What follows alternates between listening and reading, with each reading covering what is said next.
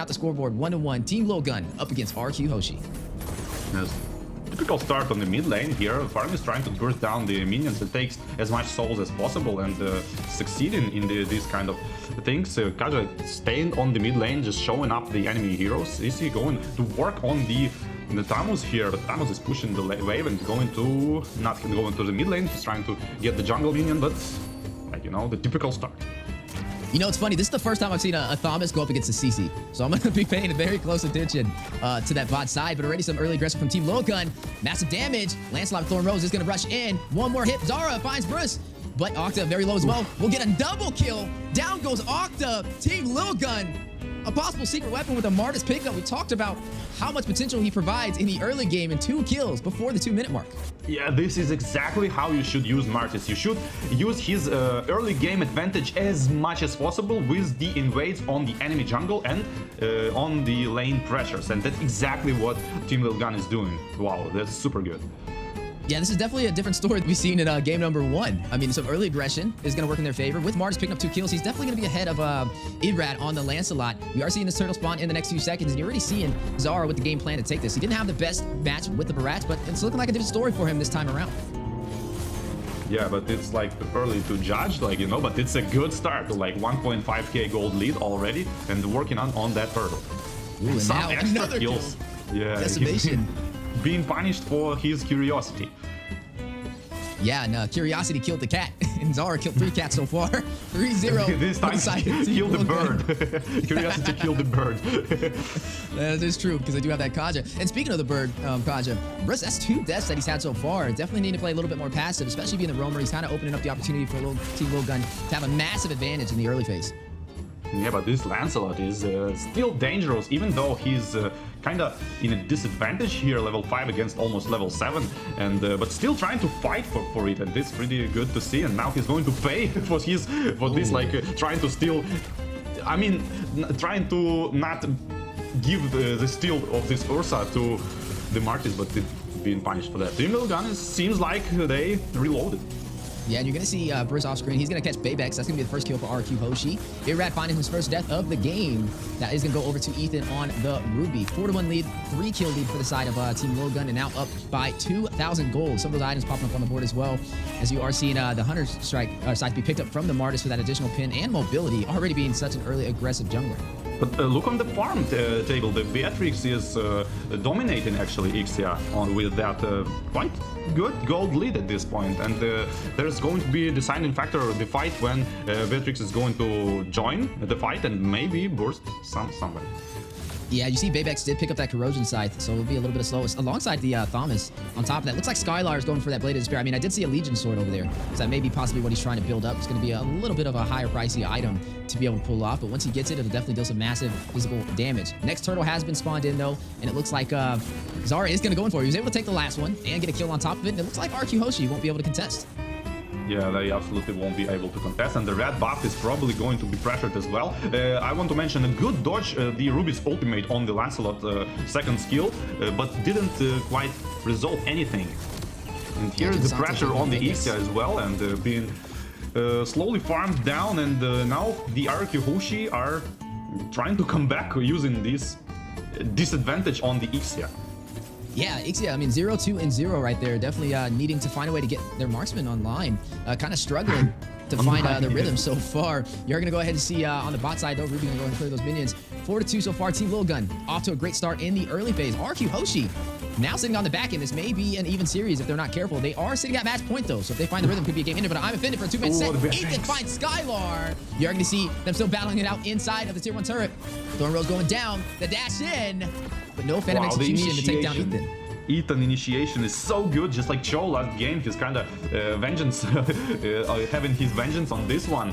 But prioritizing the most important target, which is Beatrix, ult in plus flicker and immediately follow up with all his team. And this is a bad news for RQ Hoshi might be. Zara able to take down Bruce, almost able to get another. The Netherrealm as a saving grace, keeping Genesante alive right there. But you're looking at Zara with a really good start. 4-0-2 on the Martis. Yeah, that's exactly what you want to see on the Martis. And whew, let's see it. But as you mentioned, Ixia need to start to play with the gold, and she need to farm a lot because it's the only side of the Team Lilgun is not matching with the other one, is the Ixia. You need to start farming, otherwise this domination not gonna be there for a long time, because it will be a point when Ixia need to like one-shot people with her ultimate.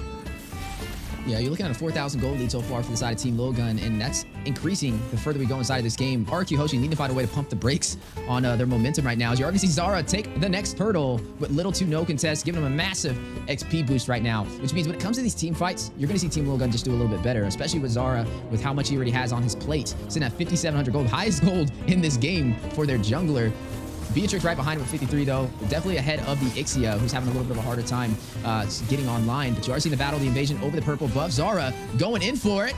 Irad not going to be able to, no, he looks like he was able to get it with his retribution right at the last second. Yeah, the Beatrix is pushing, split pushing the wave and immediately TPing back. This is like exactly what she should do in this position of not power. no position of power here from RQ Hoshi, but if they manage to hold up for like 6-7 minutes additional, I mean, not 6-7 minutes, I mean basically it's one fight. If Team Lilgun lose one fight, they might come back here, but we'll see. Yeah, as the battle on the way, a siege for the tier 2 turn, the proxy of the lane, massive damage goes out, Forward takes on Zara, gets another, finds Skylar, and now we'll be able to take this tier 2 turret on the bot side, but in the mid lane, pay attention to Irad, trying to go in, trying to find a trade. Bebex will find a turret off screen as well. That's exactly what they are doing in terms of like aggressive defense, like, you know, they Team Lilgun killing RQ Hoshi people, but the Lancelot trying to even that out and like split push, defend, don't let them get the objectives because of that kills, and yeah, that's the right thing to do, to kind of drag the game a little bit, hold it for more minutes.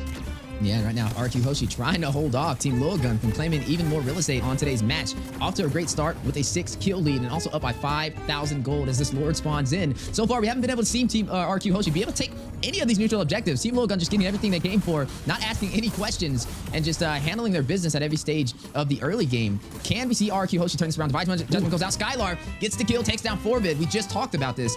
The Kaja being the counter for the Lilia. Oh, and the Lord is being contested probably. Lancelot is kind of far away, and the second skill with the Retribution gonna steal the Lord. It was so like, I can saw it from the far away, like, you know, he's like, oh, but there's Lord there. Let me try to steal it. And like, and just took it. Skylar, though, on the chase, he wants Zara. You are going to see Aizen try and kite him. A little bit of an overextension, and Aizen will be able to get killed, but Abraham will shut down Zara. Phantom Execution in. Thorn Rose connecting Bebex. 15% HP will make his way back into the tier 2 turret, and now the Lord intact making his way down the mid lane. And you're looking at RQ Hoshi turning this game around. Team Lilgun now on the defense. Aizen very low, forced to go back. Forbid may not be able to get out of there. You're going to see Irad going in, trying to get the kill. Not able to close the distance on Aizen as he makes his way back to the base, and down goes the Lord. Ethan was a little bit hesitating with his ultimate because he catched Lancelot with his second skill and he should ult immediately afterwards, but he ulted like a little bit longer, so it opens up a window for the Lancelot to dodge with the second skill, and that's exactly what he did.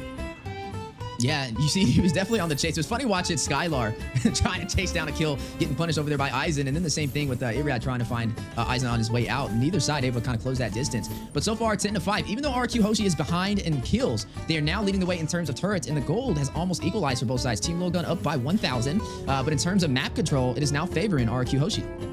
Yeah, I absolutely agree with this one. I'm just wondering why Team Lilgun keep doing the same mistake. Like, they not focusing the heroes. They like going for these like 50-50 lords. I don't know.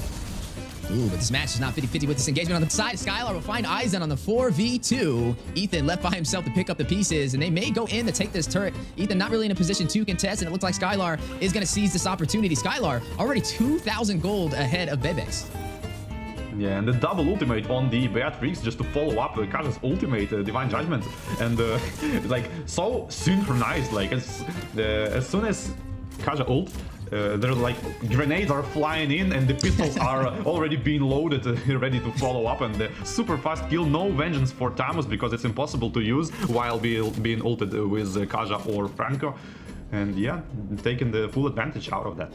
And you are looking at the highest kills in the game so far, going over to Zara. Had a really good start on that Martis, now sitting 6-1-3 for the side of Team Lilgun. But on RQ Hoshi, even though they're not high on kills, their synergy is definitely coming alive as we are now officially in the mid game. They don't have the high mobility that we saw in game 1, especially with that Benedetta rotating around and keeping Team Lilgun on their toes, but they're making up for it with their IQ. Conceal play has been called out though from the side of Team Lilgun, trying to rush in, trying to catch Genesante, but he puts on the skates and slides away, but hit over there by Ruby with the CC and massive damage going out. Mortar coils from Zara, trying to get a decimation off, Phantom Execution in.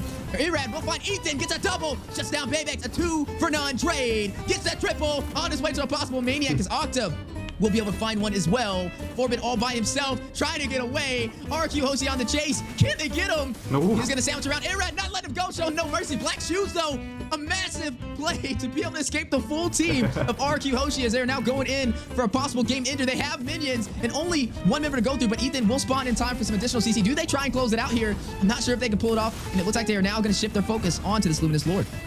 Wow, what a turnaround, like. And Lancelot was kind of reminding me of this game, like Checkers, you call it, right? When he was jumping on the minions, it was like like that kind of stuff. I will say Irad is thirsty for the kills. The way he's rotating around, the way he pathed over into the inhibitor turret to try and box out Forbid from escaping, but the Black Shoes at the last second to wrap back around into the inhibitor for the mid lane saved his life right there and avoided a full wipeout in a game ender. That could have been everything out for Team Lilguns as they're currently sitting 0-1. If RQ Hoshi closes this game out with this Luminous Lord, it will be a 2-0 sweep, and they will have a big advantage for Group Stage A. Yeah, Radis definitely want to like give them taste of their own medicine because of the early game. Like every time is invading his buffs, every time like harassing him into the jungle, and now they gonna pay for it. Yeah, Team Lilgun backs against the wall. Everything to lose right here if they're not careful. RQ Hoshi, Viva RRQ, as they are alive right now and doing well. 10-10 on the scoreboard, but down goes the Lord. Some great defense from Team Lilgun, but now stripped down to only the base crystal and no inhibitors. Yeah, RQ Hoshi being able to defend all of the attacks of the Team Lilgun. Only 3 towers are down, and the mid lane, like most important tower, is still up. And RQ Hoshi maintain their composure and not nervous and under the immense pressure Team Lilgun putting on them, and gathering their thoughts for this like final counter attack, and they did it quite good. Just like waited for some items, I guess.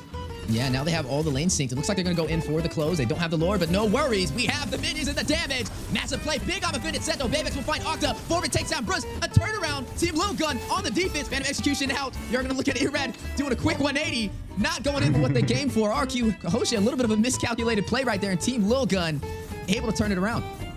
I mean, RQ Hoshi damage every single target for like 20-30%, maybe even lower, but they should like... They was damaging everyone instead of like trying to focus priorities. They thought they can kill all of them, but damage wasn't there when you put it like that on every single person you can see around you. And yeah, now they go into defend, and the Team Lilgun has a small window to actually come back and maybe potentially 5 versus 4 somebody, but Kaza is running straight from the base already. 10 seconds for the Lord, and it's going to be 5-5 on the Lord. Ooh, but the aggressive play. Genesante caught in the middle, uses the Winter Truncheon, but not going to be able to hold him off. Second saving grace, immortality, been procced, and he goes down. Zara with the decimation. One member falling for RRQ Hoshi. And now you've seen some heavy focus in the mid lane. Luminous Lord spawned in, and Team Lilgun with the advantage of numbers. Wow, insanely good, you know, the freeze into the immortality, and on top of that, Faramis tried to ult, but he actually like slipped a little bit, and the ult didn't proc on him with the immunity effect. It might be enough to survive for the counter attack, and the ultimate Divine Judgment goes into Martis and trying to follow up on Beatrix with the damage, but it's not enough. And now Martis is gonna keep working on the Lord. I don't know if it's a good idea or not, but Phantom Execution going in, trying to get the Lilia, but not gonna happen because of that Ruby with the smoke on the drop against Assassins is so good. Yeah, Irad did fall though, so there's no retribution for RQ Hoshi, and now a possible opportunity with the numbers from Team Lilgun to close this game out. Octa gets a kill. Zora takes down Skylar. That's gonna be a 2-for-2 trade so far. Looks like the numbers have equalized. RQ Hoshi finding a way, finding a will. Burst will take down Forbid. 2 more members left to go through. Make it 1. Zora immortality has been procced. May not be able to get out of there. Ringo order for the slow burst on his tail. Can they take him down? Octa will. He will fall. That's gonna leave Genesante in the base trying to close it out. Ethan left to defend against the 3-man team of RQ Hoshi, looking for the 2-0 sweep. Eisen going to the party. Gonna use that Cautered Inferno. Last minute, trying to hold him off. 25%, 5%. Viva RRQ as they get the 2-0 sweep out from Indonesia, taking down Team Lilgun from